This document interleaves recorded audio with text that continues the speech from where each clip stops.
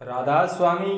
मैं Rajesh Lakhera, assistant professor chemistry, Taranagar.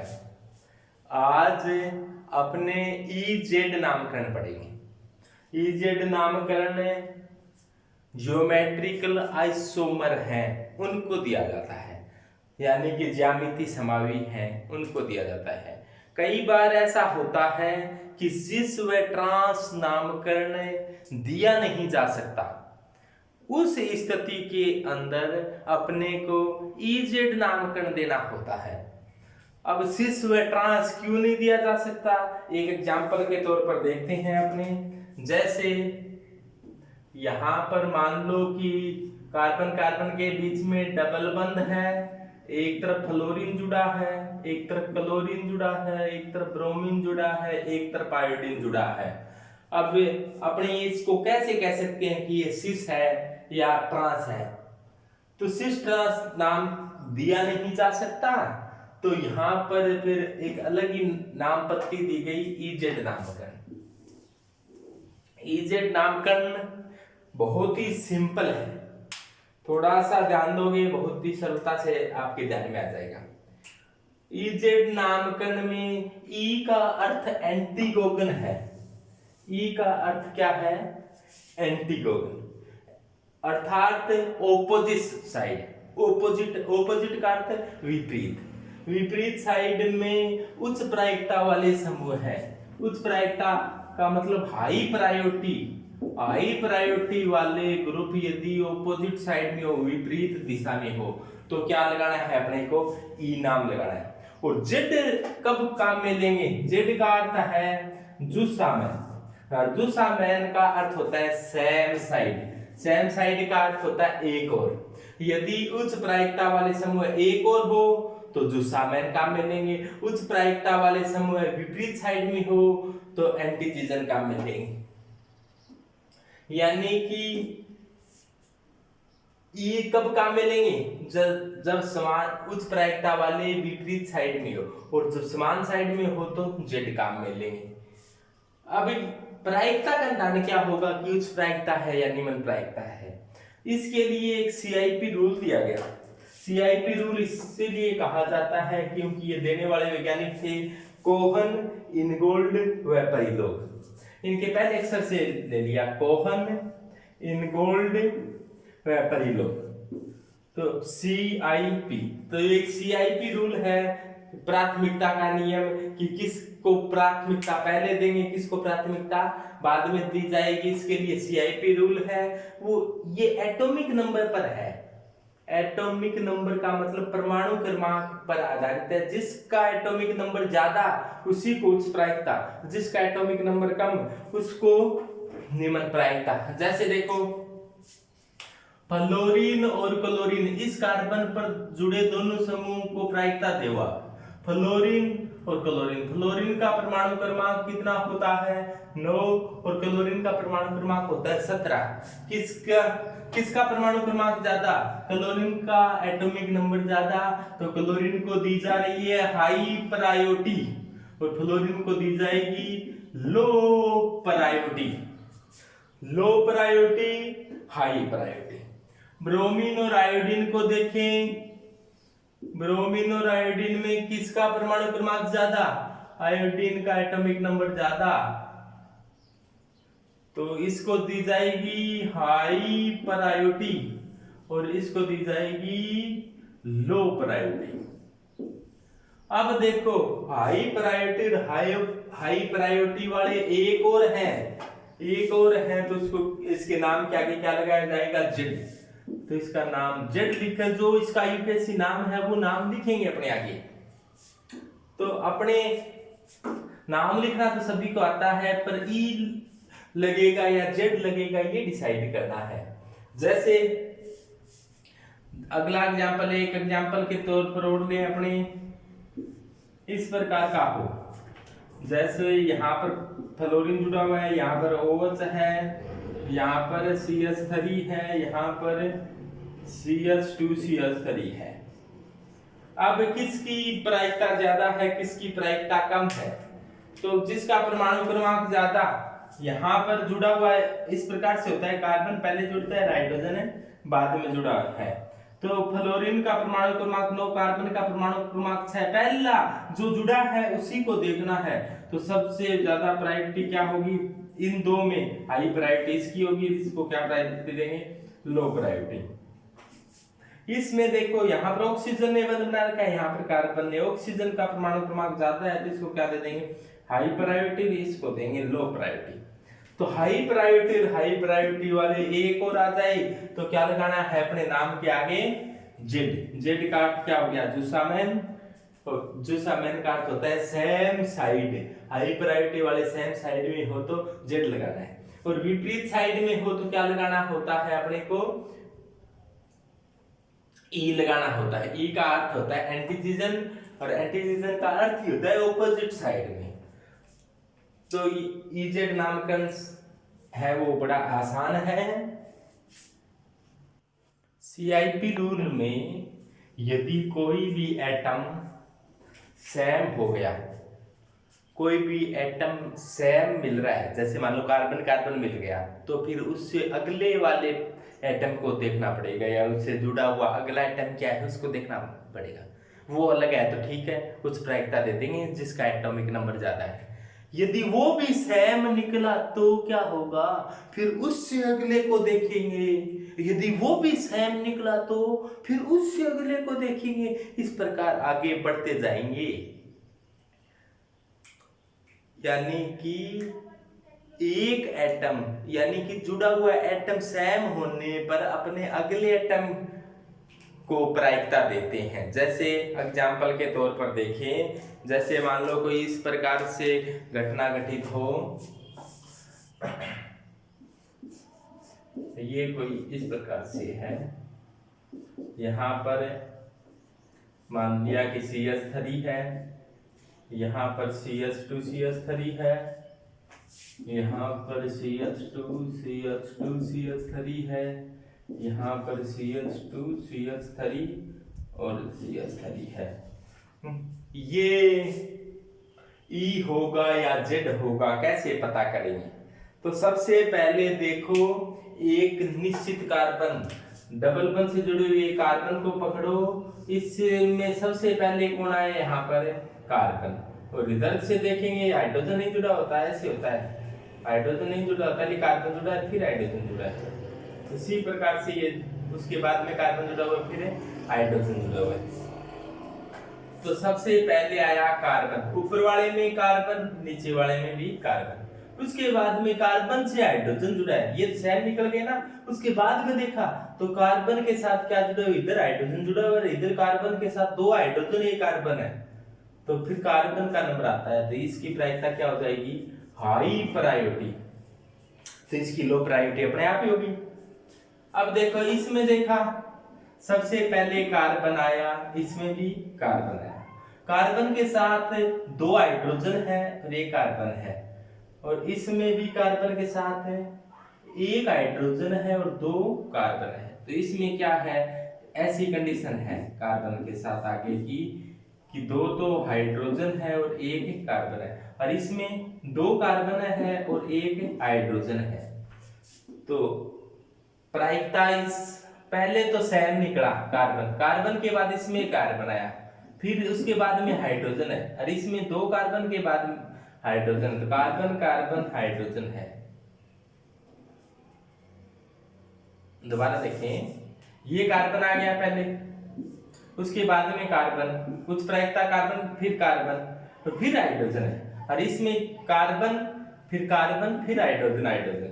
तो यहाँ वाला सेम है, यहाँ वाला सेम है, इसमें देखा तो किस कार्बन का परमाणु क्रमांक ज्यादा है तो प्रायिकता दे देंगे इसको हाई प्रायोरिटी, और इसके देंगे फिर लो प्रायोरिटी, और इसमें हाई प्रायोरिटी देती थी, इसको लो प्रायोरिटी देती। हाई प्रायोरिटी वाले क्या है, एक और है, एक और क्या आता है, जेड आता है। तो इस प्रकार आप आसानी से बता सकते हो कि जेड आएगा या ई आएगा। हाई प्रायोरिटी वाले एक और अगले एग्जाम्पल को देखें कि ये जेड है या ई है। अभी देखो फ्लोरीन और क्लोरीन में हाई प्रायोरिटी किसको दोगे? इसका परमाणु क्रमांक तो इसका 17 तो इसकी हाई प्रायोरिटी है। इसमें देखो COOH है, कार्बोक्सिलिक एसिड ग्रुप है, इसमें CN साइनाइड है। अब देखो इसको थोड़ा सा खोल कर लिखा, C कार्बन, ये कार्बन हो गया, कार्बन के साथ 2 ऑक्सीजन, एक ऑक्सीजन डबल बंध से जुड़ा हुआ है और एक ऑक्सीजन उसके बाद में फिर और उसके बाद में H है, इस प्रकार से।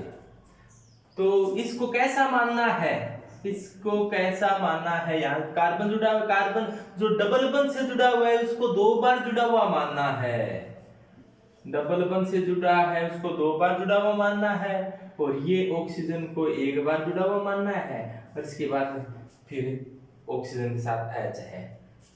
तो इसमें देखें कैसे, सबसे पहले ये कार्बन, फिर ऑक्सीजन ऑक्सीजन ऑक्सीजन, और भी आगे चलना पड़े तो H है।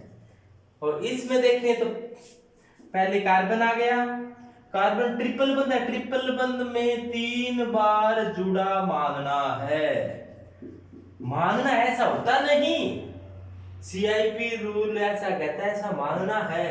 कई चीजें होती नहीं, मानी जाती है, मानने से काम चलता हो।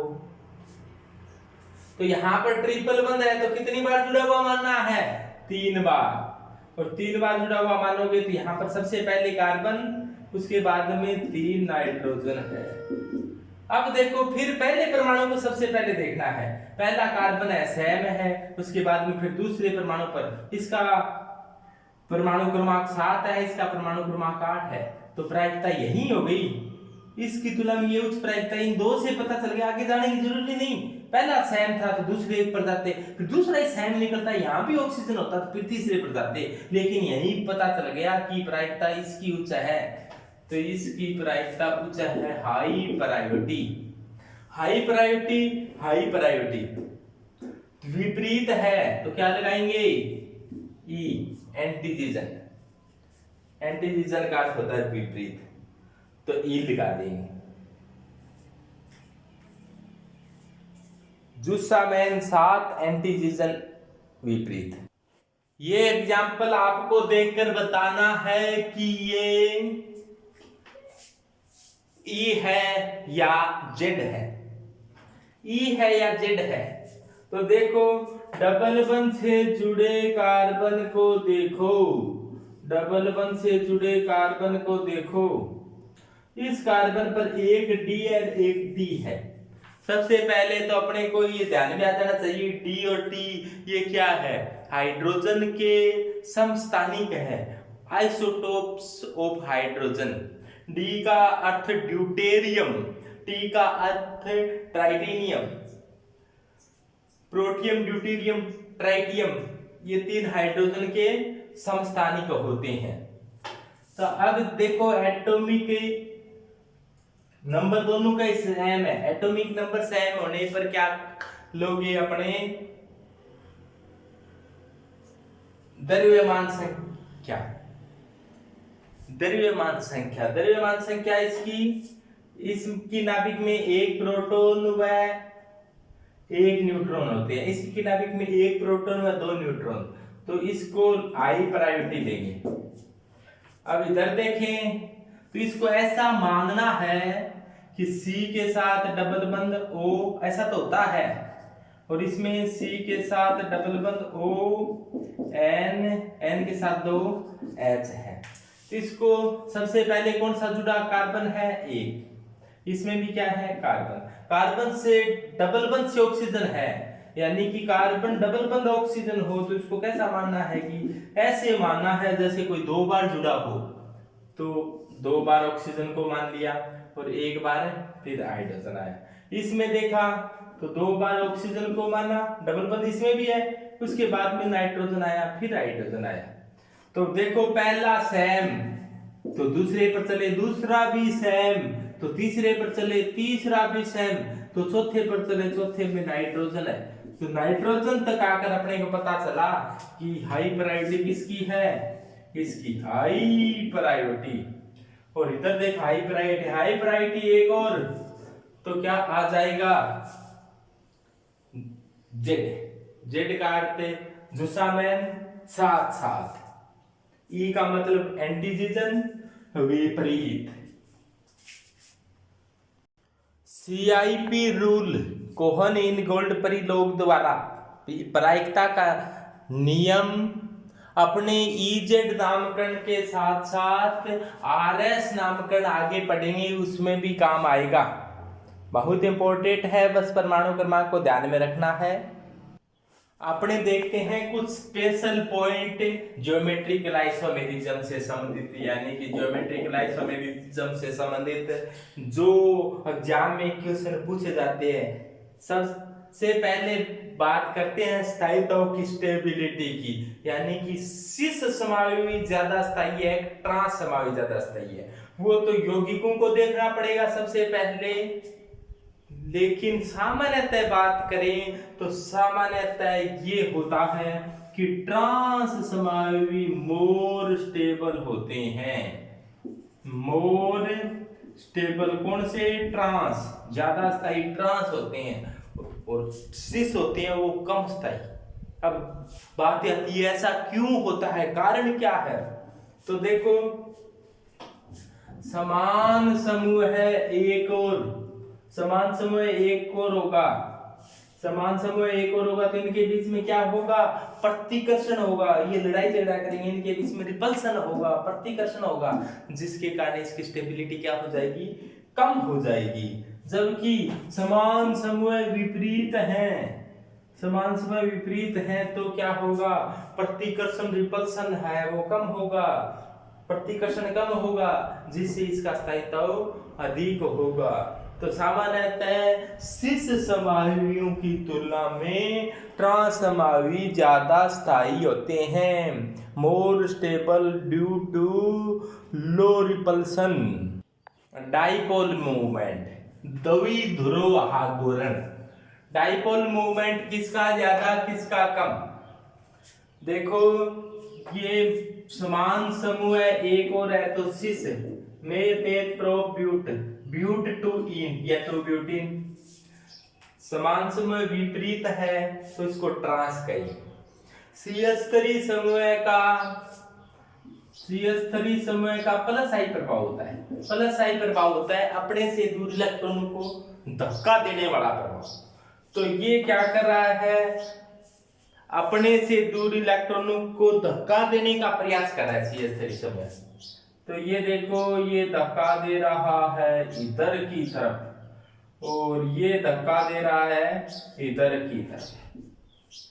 धक्का सेम साइड में ज्यादा है या विपरीत साइड में, दोनों का ही धक्का इधर जा रहा है सेम साइड में, तो म्यू क्या होगा, यहाँ पर म्यू है वो सिस का ज्यादा होगा। देखो CH3 का इधर देखो ये धक्का दे रहा है इधर और ये धक्का दे रहा है इधर, तो ये तो एक दूसरे के प्रभाव को क्या कर दिया, नेक्स्ट एक ऐसे धक्का दे रहा है दूसरा ऐसे धक्का दे रहा है, एक दूसरे के विपरीत हो गए, समान समय हो गए, तो म्यू ट्रांस है वो क्या हो गया, यहाँ पर शून्य ही हो गया, एक दूसरे प्रभाव को नष्ट कर दिया, तो यहाँ पर शून्य तो नहीं है, कुछ न कुछ है, यहाँ पर शून्य ही हो गया। तो यहाँ पर तो किसका ज्यादा निकला, किसका म्यू ज्यादा निकला, सिस का म्यू ज्यादा निकला। पर ये जरूरी नहीं है कि हमेशा ही सिस का ज्यादा हो, पर एक जैसे समय जुड़े होंगे तो सिस का ज्यादा होगा। देखो आप कहोगे हाइड्रोजन को तो शामिल नहीं किया, हाइड्रोजन का प्लस आई प्रभाव शून्य माना जाता है, हाइड्रोजन का प्लस आई प्रभाव चाहे माइनस आई प्रभाव, इंडक्टिव इफेक्ट हाइड्रोजन, आई क्या है इंडक्टिव इफेक्ट, प्रेरणिक प्रभाव, प्रेरणिक प्रभाव हाइड्रोजन का शून्य माना जाता है, इसलिए हाइड्रोजन बेचारे को पप्पू को देखा ही नहीं। CH3 का प्लस आई प्रभाव ऐसे था और इसमें ऐसे और ऐसे, यहाँ तो एक दूसरे के प्रभाव को नष्ट कर दिया गया है, यहाँ पर एक दूसरे का प्रभाव बचा हुआ है। और द्विध्रुव आघूर्ण को दर्शाने के लिए तीर का निशान दर्शाया जाता है, तीर का निशान इस प्रकार से है जिसकी पूंछे कटी हुई है। द्विध्रुव आघूर्ण ध्यान में आ गया, द्विध्रुव आघूर्ण क्या होता है, म्यू बराबर Q इंटू डी। जैसे मान लो कोई आवेश है एक तरफ पे प्लस क्यू आवेश आया हुआ है, दूसरी तरफ माइनस क्यू आवेश आया हुआ है, इनके बीच की दूरी r है, तो द्विध्रुव गुण क्या होगा, म्यू बराबर है q इंटू, इनके बीच की दूरी r हो तो r लगा देंगे, और इनके बीच की दूरी d हो तो d लगा देंगे, म्यू बराबर q इंटू d, द्विध्रुव आघूर्ण है ये। द्विध्रुव आघूर्ण का मात्रक डी बाई होता है, द्विध्रुव आघूर्ण का मात्रक क्या होता है, डी बाई। एक मात्रक E S U into semi भी होता है, क्योंकि आवेश का मात्रक electrostatic unit E S U, और आर दूरी को सेमी में लिखे तो E S U into semi भी होता है। लेकिन मुख्य मात्रक डी बाई, डी बाई आपसे एग्जाम में पूछा जाता है कि डाइपोल मोमेंट की यूनिट क्या होती है, तो आप कहोगे डी बाई, किसी by, D by, D by, तो द्विध्रुव आघूर्ण का मात्रक बता दोगे डी बाई।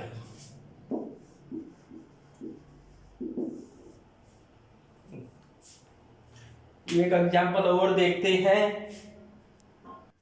यहां पर यदि समान समूह न होते, देखो जैसे यहाँ पर है मिथाइल समूह है, यहाँ पर मिथाइल है और एथाइल होता, तो इसका तो म्यू ये छोटा है, ये थोड़ा बड़ा हो गया, लेकिन एक ही दिशा में है तो म्यू इसका ज्यादा होगा और जीरो नहीं होगा, और इसका मिथाइल है ऊपर तो नीचे एथाइल है, तो एथाइल का प्लस आई प्रभाव ज्यादा है, ये बड़ा हो गया, तो ये एक दूसरे के प्रभाव को नष्ट नहीं कर पाएंगे, ये इस नोट जीरो होगा, कुछ न कुछ इसका रह जाएगा, ऊपर से धक्का दिया जा रहा है, ये बड़ा धक्का है, ये छोटा धक्का है, तो कुछ धक्का रह जाएगा, तो यहाँ पर भी सिस का ज्यादा होगा, लेकिन ट्रांस का शून्य नहीं है, सिस का ज्यादा यहाँ भी है, लेकिन ट्रांस का शून्य नहीं है। यदि विपरीत प्रभाव दर्शाने वाले समूह जुड़े हों तो क्या होगा, देखो सीएच3 का कैसा प्रभाव है, सीएच3 का प्लस आई प्रभाव है, लेकिन यहाँ पर जो क्लोरीन जुड़ा है उसका कैसा प्रभाव है, माइनस आई प्रभाव है, क्लोरीन अपनी तरफ इलेक्ट्रॉन खींचेगा, सीएच3 धक्का दे रहा है, एक धक्का दे रहा है, एक तो धक्का दे रहा है इस दिशा में और दूसरा इस दिशा में खींच रहा है, प्रभाव क्या हो जाएगा, कम हो जाएगा, तो म्यू सिस, सिस क्यों कहा है इसको, क्योंकि हाइड्रोजन हाइड्रोजन तो सेम है, सेम एक दिशा में है तो सिस है, इसको देखकर सिस नहीं कहा मैंने, इसको देखकर सिस कहा है, सेम ग्रुप। यदि यहां पर भी अंतर होता तो इसका सिस ट्रांस न कहकर फिर इजेड कहना पड़ता, तो इसका सिस म्यू क्या हो गया, कम हो गया, क्योंकि विपरीत दिशा में हो गया। और यहां पर देखो CH3 धक्का दे रहा है और ये खींच रहा है, देखो दोनों एक ही दिशा में लगे हुए हैं, इधर से ही धक्का आ रहा है, ऐसे ही तो धक्का दे रहा है, ऐसे ही क्या कर रहा है, ये खींच रहा है, तो म्यू क्या होगा, म्यू ट्रांस है अब की बार अधिक हो गया, तो अब की बार ट्रांस का अधिक हो गया। तो ध्यान ये देना, ये याद कर मत बैठ जाना कि सिस का डाइपोल मोमेंट हमेशा अधिक होता है, एक जैसे समूह जुड़े हो, यानी कि प्लस आई प्रभाव दर्शाने वाले एक तरफ है, एक जैसा प्रभाव दर्शाने वाले समूह जुड़े हो तो सिस का ज्यादा होगा, विपरीत प्रभाव दर्शाने वाले जुड़े हैं तो ट्रांस का ज्यादा होगा। और ये आपके सामने है, यहाँ पर ट्रांस का डाइपोल मोमेंट सिस की तुलना में अधिक है, तो हमेशा सिस का डाइपोल मोमेंट अधिक नहीं होता, कभी कभी ट्रांस का भी होता है, यानी कि अलग अलग प्रभाव दर्शाने वाले समूह जुड़े हो तो ट्रांस का अधिक होगा। सामान्यतः सिस वायुओं का द्विध्रुव गुण अधिक होता है, डाइपोल मोमेंट की बात की थी, सामान्यतः सिस वायुओं का द्विध्रुव गुण अधिक होता है, ट्रांस का अधिक हो सकता है यदि दो अलग अलग प्रभाव वाले समूह जुड़े हो, तो एक जैसे प्रभाव वाले समूह जुड़े हो तो सिस का डाइपोल मोमेंट ज्यादा होगा, जिसका द्विध्रुव गुण ज्यादा होगा, जैसे देखो CH3 CH3 समान समूह एक तरफ है तो सिस है, ये CH3 इधर धक्का दे रहा है, ये CH3 इधर धक्का दे रहा है, CH3 इसका धक्का इधर आ रहा है, इसका धक्का इधर आ रहा है, यानी कि इसका म्यू क्या हो गया, अधिक हो गया, यानी कि इसका द्विध्रुव गुण है वो ज्यादा हो गया। अब देखो द्विध्रुव गुण ज्यादा हो गया, ऐसे इलेक्ट्रॉन ऐसे जा रही है, इलेक्ट्रॉन प्रवाह ऐसे जा रहा है, इसका मतलब इधर इलेक्ट्रॉनों की कमी है, इधर इलेक्ट्रॉनों की दिखता हो गई, एक तरफ इलेक्ट्रॉनों की कमी है, एक तरफ इलेक्ट्रॉनों की दिखता है, तो ये क्या हो गया, एक तरफ प्लस है, एक तरफ माइनस है, और प्लस माइनस हो इसका मतलब दो प्रकार के आयन हो गए, तो आयनिक, तो सामान्यतः क्या होगा, सिस है, सिस क्या होगा, मोर आयनिक होगा, सिस है वो कैसा होगा, मोर आयनिक होगा, जबकि ट्रांस है, ट्रांस है वो क्या होगा, कम आयनिक होगा। सिस सामान्यतः ज्यादा, तो ये देखो आयनिक रिएक्टर की बात करेंगे अपने, तो सिस ज्यादा आयनिक होगा ट्रांस की तुलना में, क्योंकि इसका म्यू द्विध्रुव गुण सामने इसका ज्यादा होता है, द्विध्रुव गुण ज्यादा होगा तो आयनिक रिएक्टर इसमें ज्यादा आ जाएंगे। आयनिक यौगिकों के गलनांक व क्वथनांक अधिक होते हैं। आयनिक यौगिक जैसे अपने साधारण नमक कहें तो नमक का गलनांक और क्वथनांक बहुत ज्यादा है, नमक को अपने गर्म करें तो ये गलता नहीं है, बहुत ऊंचे टेम्परेचर पर गलता है, तो इसके आयनिक यौगिकों के गलनांक व क्वथनांक अधिक होते हैं। लेकिन यहाँ ध्यान देना, गलनांक में गलती, गैस से गैस मिला देना, गलनांक में क्या गलती है, क्वथनांक तो सिस का ही ज्यादा है, लेकिन गलनांक में गलती है, गलनांक सिस का ज्यादा होना चाहिए था, लेकिन ज्यादा किसका है, ट्रांस का। ध्यान देना, सिस द्विध्रुव गुण सिस का ज्यादा होता है, द्विध्रुव गुण ज्यादा होने के कारण इनके आयनिक लक्षण ज्यादा होते हैं, आयनिक लक्षण ज्यादा होते हैं, उनके गलनांक और क्वथनांक ज्यादा होते हैं, लेकिन सिस का गलनांक, सिस का क्वथनांक तो ज्यादा होता है, लेकिन सिस का गलनांक क्या होता है, कम, ट्रांस का ज्यादा। ध्यान देना, गैस से गैस मिला देना कि गलनांक में क्या हो जाती है, गलती, गलनांक में गलती हो जाती है।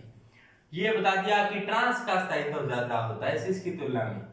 क्यों ज्यादा होता है, ऐसा एग्जांपल देकर अभी बताया था ना मैंने कि ट्रांस, ऐसे देखो मेरे कमल और फिर मेरी कमल का एग्जांपल देकर बताया था, ये सिस है, समान समय एक तरफ है तो सिस है, सिस है तो समान समय एक तरफ होने के कारण प्रतिकर्षण रिफ्लेक्शन ज्यादा होगा, प्रतिकर्षण ज्यादा होगा तो स्थायित्व कम, तो सिस का स्थायित्व कम, तो स्टेबिलिटी किसकी कम, सिस की कम, ट्रांस की ज्यादा। डाइपोल मोमेंट की भी बात होगी, डाइपोल मोमेंट किसका ज्यादा, सिस का ज्यादा, ट्रांस का कम। आयनिक लक्षण बता दिया, बॉइलिंग पॉइंट, मेल्टिंग पॉइंट बता दिया। ध्यान देना, मेल्टिंग पॉइंट गलनांक में गलती होती है। सोल्युबिलिटी, विलेयता, विलेयता किसकी ज्यादा होती है, सिस की ज्यादा होती है, ट्रांस की कम होती है, क्योंकि आयनिक की है। विलेयता का मतलब ये जल में विलेयता है, वैसे तो अलग अलग में विलेयता अलग अलग होती है, पोलर पोलर में घुलना चाहते हैं, नॉन पोलर नॉन पोलर में घुलना चाहते हैं, आयनिक आयनिक आयनिक आयनिक सोलवेंट में घुलना चाहते हैं, और जो कोवलेंट है वो कोवलेंट सोलवेंट में घुलना चाहते हैं। एक इनके बारे में कहा जाता है कि like dissolve like, like dissolve like, यानी कि समान समान को बोलता है, लाइक डिजोल्व लाइक, समान समान को बोलता है, यानी कि आयनिक में आयनिक घुलेगा, पोलर में पोलर घुलेगा, नॉन पोलर में नॉन पोलर घुलेगा, कोवलेंट में कोवलेंट घुलेगा, नॉन कोवलेंट यानी कि आयनिक में आयनिक घुलेगा, यानी कि समान समान को घुलेगा, लाइक डिजोल्व लाइक।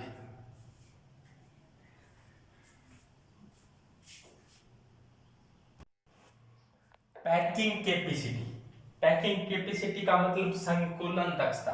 संकुलन दक्षता का अर्थ है कि नजदीक नजदीक कोई मटेरियल हो, इसका मतलब उसकी संकुलन दक्षता ज्यादा है, और दूर दूर हो तो उसकी संकुलन दक्षता कम है। सिस समावयवी होते हैं उनकी संकुलन दक्षता कम होती है। कम क्यों होती है, अब देखो इस प्रकार से है, और इनके कंपाउंड्स के बीच की दूरी क्या है, ज्यादा है, तो इसका मतलब कम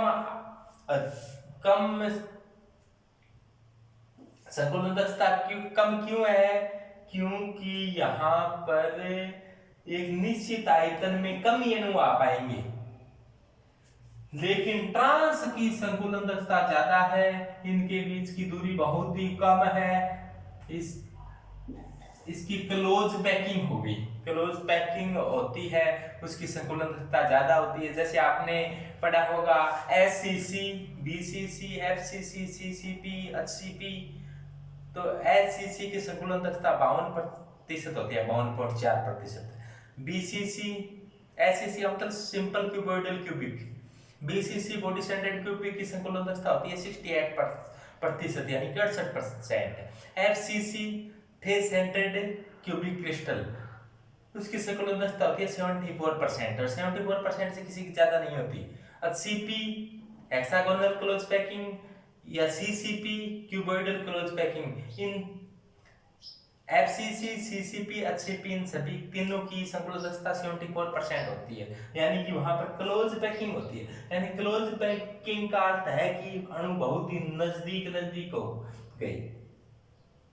तो नजदीक नजदीक हो गए, नजदीक नजदीक होने के कारण इनका गलनांक अधिक हो जाता है। गलनांक में क्या होता है, किसी को गर्म करते हैं, जैसे ठोस के अंदर अणु नजदीक नजदीक होते हैं, द्रव में अणु थोड़े दूर हो जाते हैं, गैस में तो अणु बहुत दूर हो जाती हैं। तो ये नजदीक नजदीक है, इसको दूर करने के लिए इस कैपेसिटी को तोड़ना पड़ेगा, तो इसका गलनांक क्या है, ज्यादा है। और ये पहले से दूर दूर है, थोड़ा सा गर्म करेंगे तो ये अणु दूर हो जाएंगे, तो इसका गलनांक क्या है, कम है। लेकिन होना इसका गलनांक ज्यादा चाहिए था, क्योंकि आयनिक यौगिक ज्यादा सहसंयोजक होते हैं, और सहसंयोजक यौगिकों के गलनांक और क्वथनांक ज्यादा होते हैं। सहसंयोजक यौगिकों के गलनांक और क्वथनांक कम होते हैं। सिस ज्यादा आयनिक होती हैं, दोबारा सुनिए कि सिस होते हैं वो ज्यादा आयनिक होते हैं, आयनिक यौगिकों के गलनांक और क्वथनांक अधिक होते हैं। जैसे NaCl है, NaCl कैसा है, आयनिक कंपाउंड है, तो इसका मेल्टिंग पॉइंट व बॉइलिंग पॉइंट ज्यादा होता है। लेकिन यहाँ पर अपवाद स्वरूप सिस का गलनांक है वो कम क्यों है, क्योंकि इसकी क्लोज पैकिंग नहीं है। जबकि ट्रांस का गलनांक अधिक क्यों है, क्योंकि यहाँ पर क्लोज पैकिंग है। क्लोज पैकिंग के कारण ऐसा हुआ है कि गलनांक में डिफरेंस आ गया। मेलेइक एसिड व फ्यूमेरिक एसिड में कौन सा ज्यादा एसिडिक है, तो ये तो आपको साफ दिखाई दे रहा है कि ये कौन सी फॉर्म है, समान समूह है, एक तरफ है तो इसे कहेंगे सिस, समान समूह है विपरीत है तो इसे कहेंगे ट्रांस। तो इसमें से कौन सा ज्यादा एसिडिक है, सिस या ट्रांस, यानी कि मेलेइक एसिड या फ्यूमेरिक एसिड, कैसे पता चलेगा। तो देखो मेलेइक एसिड हाइड्रोजन दान करे व फ्यूमेरिक एसिड हाइड्रोजन दान करे, दान करने के बाद maleic acid acid hydrogen plus दान करने के बाद कॉन्जुगेट बेस में बदल जाता है। ये मेलेइक एसिड है, ये मेलेइक एसिड का कॉन्जुगेट बेस। इसी प्रकार से ये मेलेइक एसिड हाइड्रोजन दान करने के पश्चात कॉन्जुगेट बेस बनाता है, यानी कि यहां से हाइड्रोजन निकल गया, यहां पर माइनस आ गया, तो देखो ये यहाँ पर बच गया COO। COO को अपने इस प्रकार से लिख सकते हैं, C डबल बंद O O माइनस, और COOH को COOH, और यहाँ पर ऑक्सीजन की विद्युत अधिक है तो इस पर माइनस डेल्टा, इस पर प्लस डेल्टा, प्लस और माइनस के बीच में क्या बन गया, हाइड्रोजन बॉन्ड। और हाइड्रोजन बॉन्ड एक अणु के बीच में हाइड्रोजन बॉन्ड हो तो उसे कहा जाता है इंट्रामोलिक्यूलर हाइड्रोजन बॉन्ड। तो इंट्रामोलिक्यूलर हाइड्रोजन बॉन्ड बनने के कारण ये स्टेबल हो गया, ये स्थायी हो गया। और कोई स्थायी में जा रहा है तो वो ज्यादा जाना चाहेगा, यानी कि इसका कॉन्जुगेट बेस है वो ज्यादा स्थायी, तो ये ज्यादा टूटना चाहेगा, ज्यादा टूटना चाहेगा, तो ये क्या हो गया, मोर एसिडिक। और मोर एसिडिक का होता है उसका Ka क्या होता है, अधिक होता है। और ये हाइड्रोजन दान करने के बाद में कोई स्थायित्व प्राप्त नहीं कर पाया, कम स्थायी है, तो ये क्या होगा, लेस एसिडिक, कम स्थायी होगा, क्योंकि यहां पर तो stable by intramolecular hydrogen bond यहां पर बनते हैं, लेकिन इंट्रामोलिकुलर नहीं बनकर इंटरमोलिकुलर हाइड्रोजन बॉन्ड बनते हैं।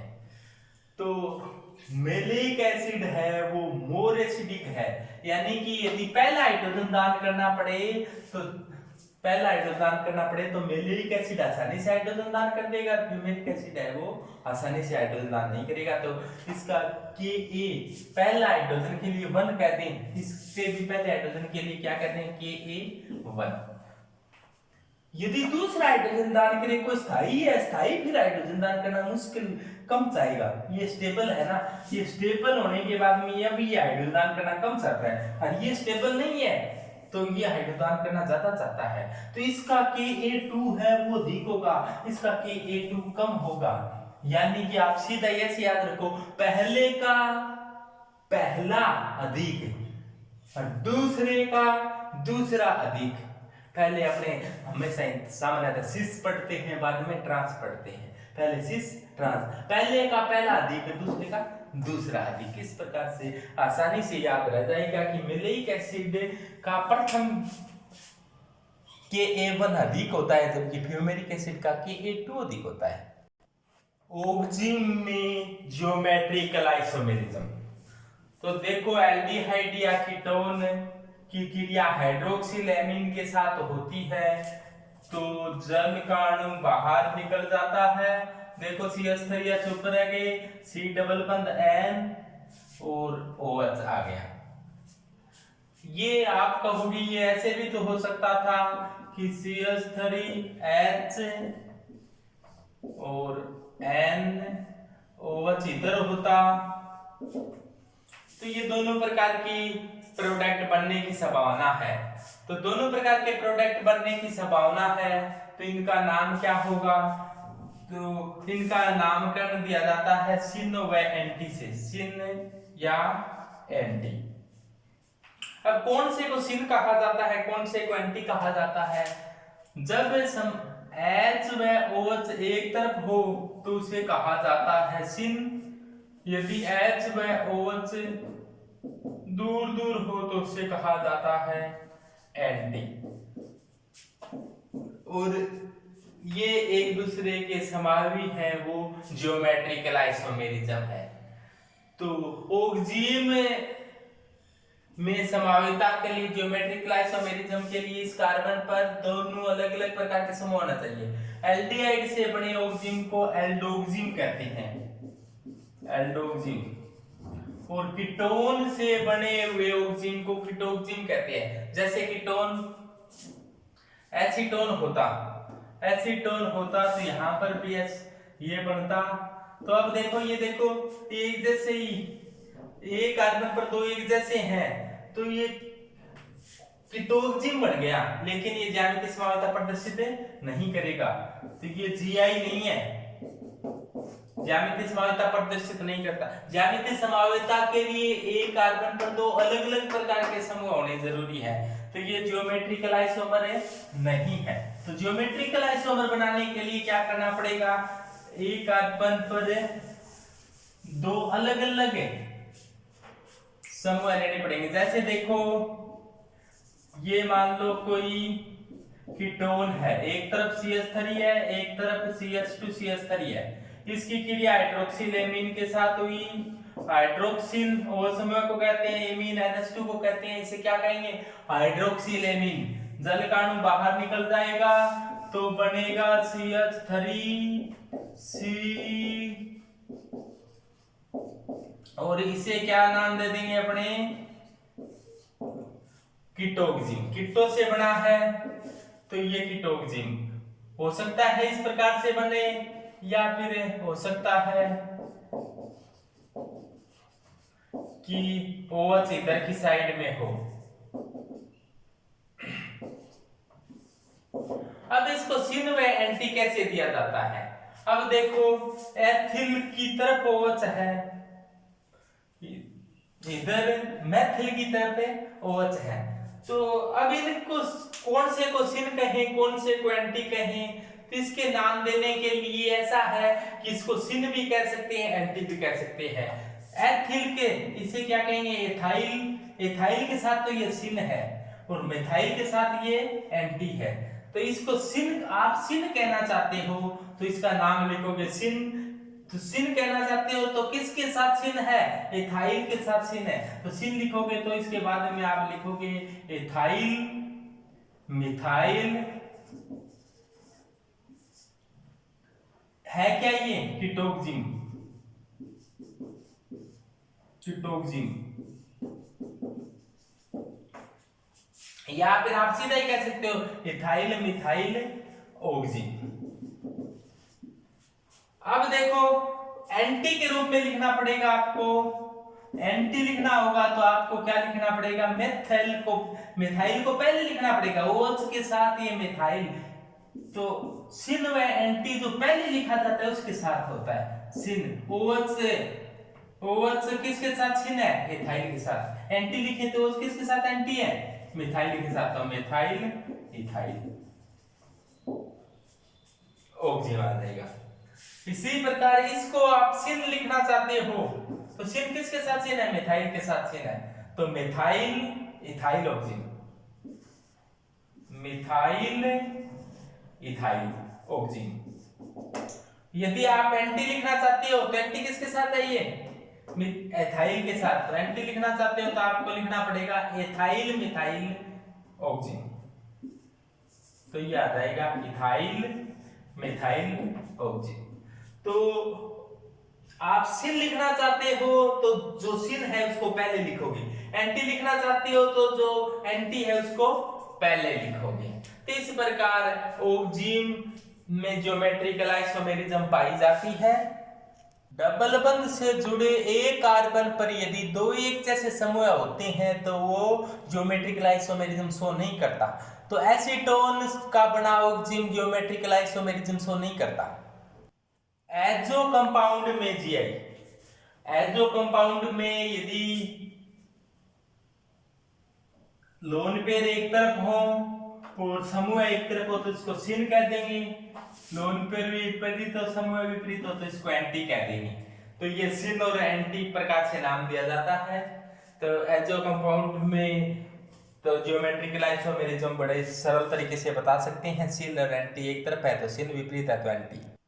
साइक्लोएल्केन में ज्योमेट्रिकल आइसोमेरिज्म, तो ये साइक्लोएल्केन है। साइक्लोएल्केन समझ गए आप, साइक्लोप्रोपेन, साइक्लोब्यूटेन, साइक्लोपेंटेन, साइक्लोहेक्सेन, ये भी ज्योमेट्रिकल आइसोमेरिज्म प्रदर्शित करते हैं।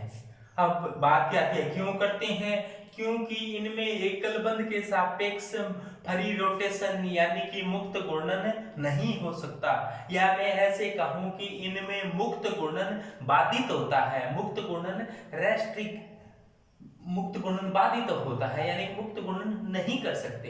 यानी कि इनमें डबल बंध तो नहीं है, डबल बंध की भांति है। जैसे देखो डबल बंध तो नहीं है, सिंगल बंध है, लेकिन ये बंध इस प्रकार से आकर वापिस आ जाता है। इसका मतलब ये ऐसे है जैसे डबल बंध की भांति हो। डबल बंध नहीं है, सिंगल बंध है, लेकिन ये फ्री रोटेशन इस प्रकार से घूम नहीं सकते।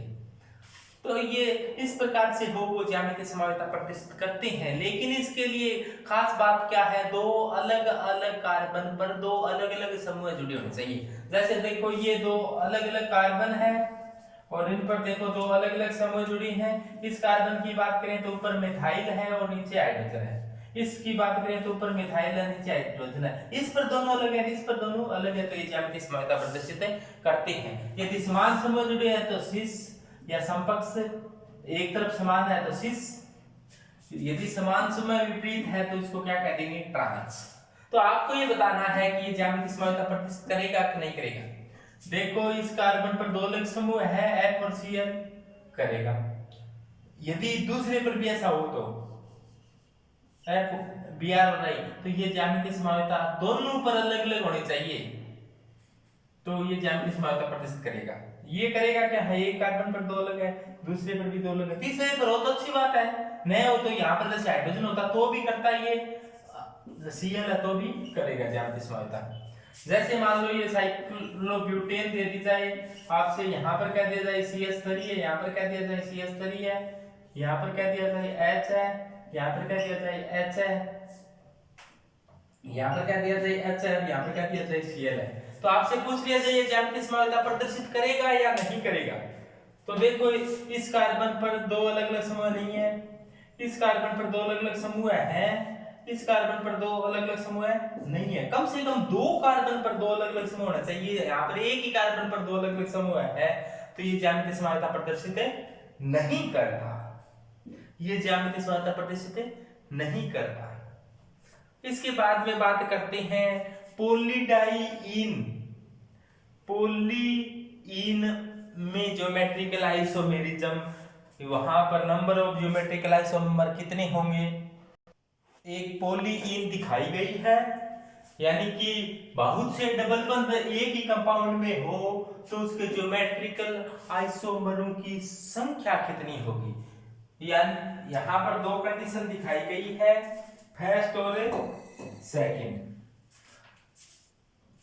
ऐसा हो कि एक में R1 और R2 की R1 और R2 एक जैसी हो, जैसे देखो एक एग्जांपल के तौर पर दिखाया मैंने, इधर भी मैथिल है, R1 और R2 एक जैसी हो तो इधर मैथिल है तो इधर भी मैथिल हो, R1 और R2 क्या है बराबर है। दूसरी कंडीशन ये अलग हो तो R1 और R2 के बराबर नहीं है, जैसे इधर मैथिल है तो इधर एथाइल है, इधर मिथाइल है तो इधर एथाइल है। पहली कंडीशन में ये मान लिया हमने कि R1 R2 के बराबर नहीं है, ये वैसा नहीं है जैसा ये है। तो इस कंडीशन में नंबर ऑफ GI है वो 2 की पावर n होती है, n यहाँ पर डबल बंध की संख्या है। जैसे मान लो किसी कंपाउंड में 1 2 3 डबल बंध है, यानी कि टोटल नंबर ऑफ GI कितने हो जाएंगे 2 की पावर n, यहां पर n डबल बंध की संख्या है 2 की पावर 3। 2 की पावर 3 का मतलब क्या हो गया 2 2 4 2 8, तो टोटल संख्या में कितने बढ़ेंगे 8। यदि ऐसा हो कि R1 R2 के बराबर नहीं है, R1 R2 के बराबर नहीं है, तो अपने को ये सूत्र ध्यान में रखना पड़ेगा 2 की पावर n-1 प्लस 2 की पावर p-1, 2 की पावर n-1 प्लस 2 की पावर p-1। n है यहाँ पर नंबर ऑफ डबल बंध, डबल बंध कितने हैं, इस कोई भी कंपाउंड दिया जाएगा उसमें द्विबंध कितने हैं। जैसे देखो एक एग्जांपल के तौर पर लिया हमने, इसमें द्विबंध है 1 2 3, 3 द्विबंध है। अब इसमें देखो n तो द्विबंध की संख्या है, फिर p क्या है, p है द्विबंध की संख्या में 2 का भाग देना। यदि सम संख्या है तो आप सीधा ही भाग दे दो, पूरा पूरा भाग चला जाएगा। विषम संख्या है तो 1 जोड़कर 2 का भाग देना है। जैसे देखो यहाँ पर डबल बंध है 1 2 3, 3 विषम है, ओड संख्या है, ओड संख्या है तो 1 जोड़कर भाग देना पड़ेगा। 3 डबल बंध है तो 1 जोड़ो 4 हो गई, 4 में 2 का भाग दिया 2 आ गया, तो p का मान क्या हो जाएगा 2। तो p बराबर क्या है, यदि विषम संख्या में डबल बंध है तो 1 जोड़कर 2 का भाग दे दो, और सम संख्या में है तो सीधा ही 2 का भाग दे दो। तो क्या आ जाएगा नंबर ऑफ GI बराबर है 2 की पावर n-1 प्लस 2 की पावर p-1। तो 2 की पावर n कितने हैं 1 2 3, तो 3 - 1 प्लस 2 की पावर p का मान कितना आया 2 2 - 1, तो 2 की पावर 3 - 1 तो क्या आ गया 2 की पावर 2 प्लस 2 में से 1 गया तो 1 प्लस 2, तो 2 की पावर 2 कितना हो गया 4, 4 प्लस 2 इज इक्वल टू 6। तो इस कंडीशन में नंबर ऑफ ज्योमेट्रिकल आइसोमर 6 बनेंगे, यानी कि जब एल्किल समूह सेम हो तो 6, और एल्किल समूह सेम नहीं हो अलग अलग हो तो 8। कब है जब 3 डबल बंध है, 3 डबल बॉन्ड है। यदि डबल बंध की संख्या बढ़ेगी तो नंबर ऑफ GI बढ़ जाएंगे। जैसे यहाँ पर 4 हो जाए, 4 हो जाए, डबल बंध की संख्या 3 दिखाई, यहाँ पर 4 होती तो यहाँ पर n का मान 4 आ जाएगा, 5 डबल बंध होते तो n का मान 5 आ जाएगा। जैसे यहाँ पर डबल बंद मान लो 3 थे, 4 होते तो n का मान 4 हो जाता, p का मान 4 में सीधे 2 का भाग देंगे तो 2 ही आएगा यहाँ पर। तो इस प्रकार आप ज्योमेट्रिकल आइसोमर ज्ञात कर सकते हैं। तो ये ज्योमेट्रिकल आइसोमेरिज्म कंप्लीट हुई। इसके बाद अपने पढ़ेंगे ऑप्टिकल आइसोमेरिज्म। ऑप्टिकल आइसोमेरिज्म अगले आगे पढ़ेंगे अपने कल से। और धन्यवाद। इसमें कोई भी बात समझ में नहीं आई है तो मेरे को बताना, और इसकी प्रॉब्लम वगैरह सॉल्व कर देखो। कोई भी दिक्कत हो तो मेरे से संपर्क करो। इस वीडियो को लाइक जरूर करना और शेयर जरूर करना अपने सभी मित्रों के पास, अपने स्टेटस पर जरूरी लगाना। तो सबको धन्यवाद। आपकी पढ़ाई अच्छी चल रही होगी, बहुत बढ़िया। राधा स्वामी, थैंक यू।